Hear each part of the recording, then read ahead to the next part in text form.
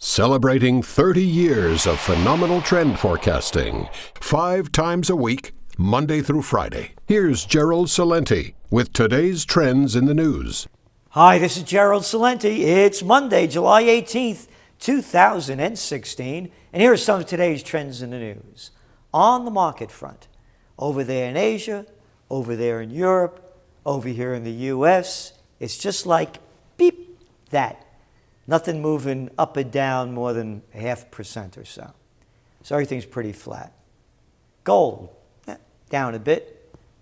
Oil's down over 1%. So let's see why. Oil prices fell Monday, today. And you ready for this? I know it's going to come as a shock.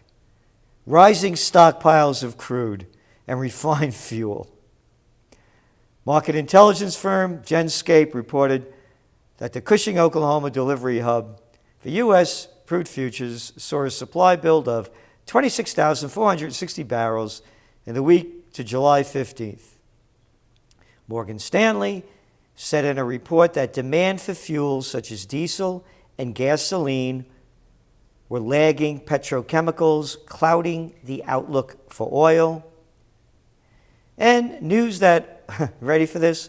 Oil guards protesting over pay shut Libya's Hariga oil terminal on Sunday, dampened hopes the country could boost its output significantly anytime soon.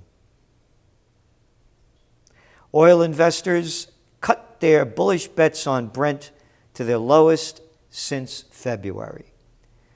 But going back to the one in Libya, what a disgrace this is. A country destroyed, tens of thousands slaughtered, under the guise of a humanitarian mission, brought to you by the French, the Americans, and the British. To mention the names: Sarkozy, Obama, Hillary Clinton, Samantha Power, Susan Rice on the U.S. front, and Cameron, who's exited after the Brexit. And they get away with this murder. I wonder why there's violence and hatred all around the world. Because, of course, I didn't speak about Iraq, where over 1 million were killed on lives, and that report that came out, the Chilcot report from the UK, buried out of the news now, showing that Blair lied his country into the war, as they did with the United States, with Bush lying us in. But hey, why bother? They don't count. Like Syrians don't count, Iraqis don't count, and Libyans don't count. And of course, Afghans don't count at all. Not in a world where murderers commit murder under the name of regime change and, of course, humanitarian missions. Humanitarian missions. Oh, well, would have loved that one, Obama. Yep.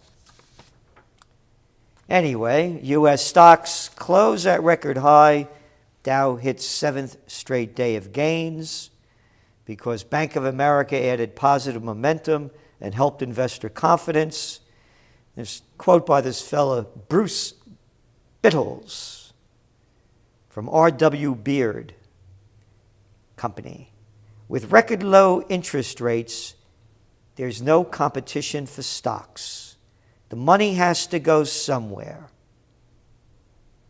The strongest sectors, he said, have been those with high dividend yields like consumer staples and telecom. End of story. That's all this is. I've been talking about it just about forever. You have nowhere else to put your money because of the negative, low, and zero interest rate policy, plus, of course, more quantitative easing. And the other reason the markets went up, another $32 billion deal, $31 billion, Japanese SoftBank, that's a big internet and telecommunications giant, bought a chip maker over there in the UK, ARM, for $31 billion. The deal marks the biggest takeover of British companies since June's Brexit vote. This is only July. It's not even a month later. So again, what's boosting these markets are cheap money. And not the real data. Chinese home prices slowed for the second straight month in June, particularly in small cities, adding to fear that construction-led economic rebound may not be sustainable. And also, when you look at private investment, way down as Chinese government investment goes way up, pumping the market. Singapore June exports fall. You ready for why? As shipments to China and Europe slump, down 2.3%. On a month-to-month seasonally adjusted basis, exports tumbled 12% in June, i.e. Singapore said, below a forecast of 10.3% contraction in the survey. Unicredit's new chief calls for EU leniency over Italy bank bailout. Big story here in the Financial Times. And of course, when you look at what's going on, Italian banks have lost 48% of their value. You know since when? The beginning of the year. Amid investor concerns about a $360 billion in non-performing loans. Unicredit, Italy's only global significant bank, has $79 billion in bad loans. Their stock is down 59%. European funds suffer record outflows. European equity funds suffered their largest withdrawals on record in the past week as a crisis consuming the Italian banking sector drove investors to, you know where?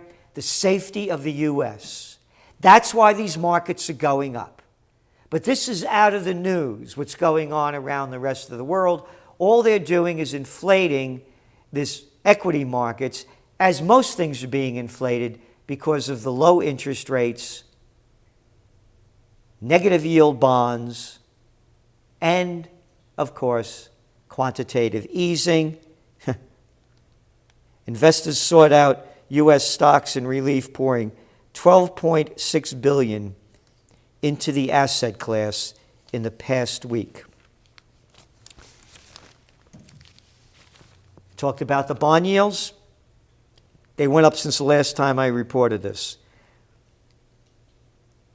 Investors sought higher yields when nearly $12 trillion of global debt has yields of less than zero. And now, of course, they're expecting more stimulus from the UK, from China, and from Japan. So the markets will keep going up as long as this money keeps going down and getting cheaper. The Ponzi scheme lives. Ponzi-nomics. U.S. exports to China shrink further. U.S. shipped just $42.4 billion in goods to China in the first 5 months of the year, or 8.2% less than a year earlier, and 13.8% below the peak export year of 2014. On the other end, $174 billion so far this year the U.S. imports from China. One of the reasons, by the way, this number's way off, many American exporters are suffering because China's growth is much less dependent on heavy industry. Secondly, China is making more of their own goods. And thirdly, weak steel demand amid low global commodity prices is also hurting U.S. exports of mining equipment to China, which are down 77% this year compared to 2013. And construction machinery exports are down 53%. Brings us back to the elections in the States. Remember, it's the economy, stupid, and the economy is not good. Only the very wealthy are getting more wealthy. The data proves it. Again, with the equity markets, who's reaping the benefits? Not Jane or John Doe on Main Street. Low rates stoke fears of bubble in housing. Low interest rates around the world are fueling familiar threat of housing bubble, and central bankers in a number of key economies feel powerless to stop them. This is from the Wall Street Journal. The problem is being acutely felt in Canada, where home prices are soaring even as the country's energy and mining dependent economy slows. Sweden and Australia are dealing with similar surges. In British Columbia, Vancouver, prices rose 32% over 12 months. Toronto home prices up 16%. It just keeps going on. Again, the low interest rates, talking about lowering them even more, is just creating a bubble. When will it burst? I don't know. More trucking companies fail. More and larger trucking companies are failing as fuel prices rebound and demand for freight services remains muted. In the second quarter, 120 trucking companies with an average fleet size of 17 tractor trailers halted operations. Trucking rates began to decline late last year amid weakness in the import market and tepid growth in the consumer economy. The U.S. Department of Transportation reported this week that demand for freight transportation services fell by 0.3% between May 2015 and May 2016. Too many trucks, not enough goods. And here we go again. I know this is going to come as a shock to you. First time ever, Macy's Black Friday in July.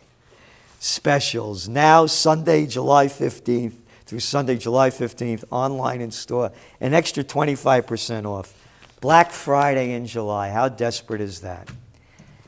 Remember, I keep talking about how they release information that they don't want you to know about on the weekends, particularly holiday weekends and summer weekends. Well, the U.S. released the Saudi documents of 9/11, those 28 pages that contain Saudi information, a lot of it redacted, which means you're not allowed to see it because you're only a tax-paying citizen and you don't have the right to, but we're going to make up a story that it'll compromise security. 15 out of the 19 who reportedly launched the attacks against the World Trade Center and the Pentagon were Saudis. And there's a link for you to read, if you'd like, about more of the information that's headlines this news today. That gives a lot more information about it. And how the Saudi government, intelligence agencies, and agencies in the United States knew about a lot of this. And the Saudis are actually facilitating it. So I have one simple question without going into any of the details.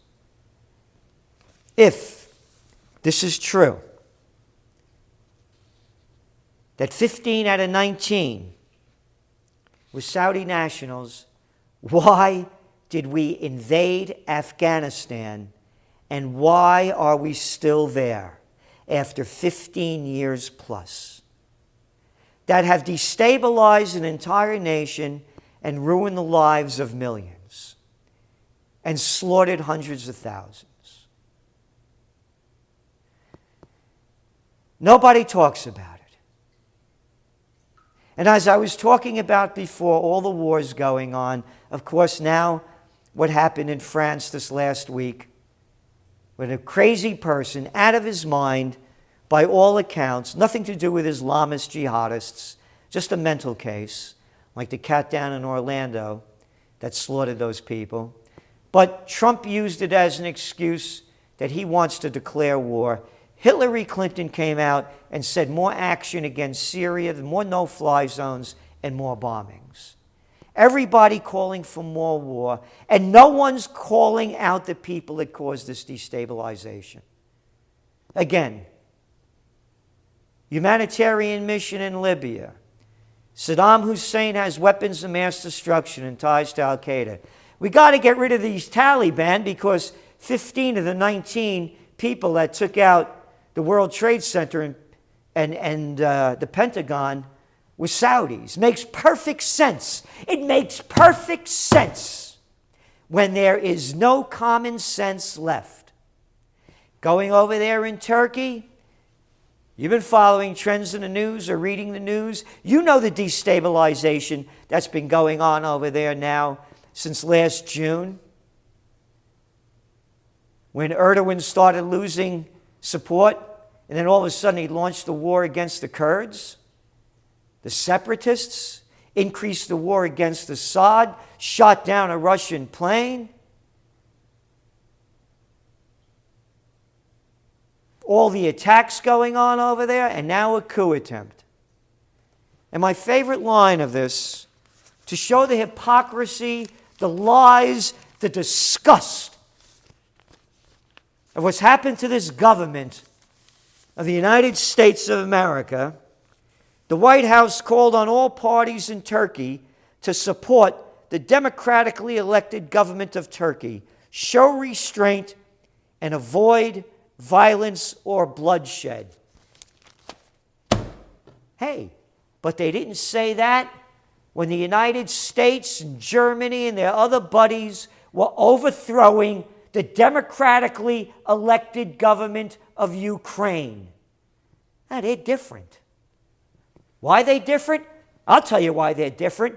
Because we have psychopaths, sociopaths, murderers, thieves, cowards, liars, freaks and fools, Trumps and Clintons, Hollande, Sarkozy's, Cameron's, Blair's, Merkel's, and all of them.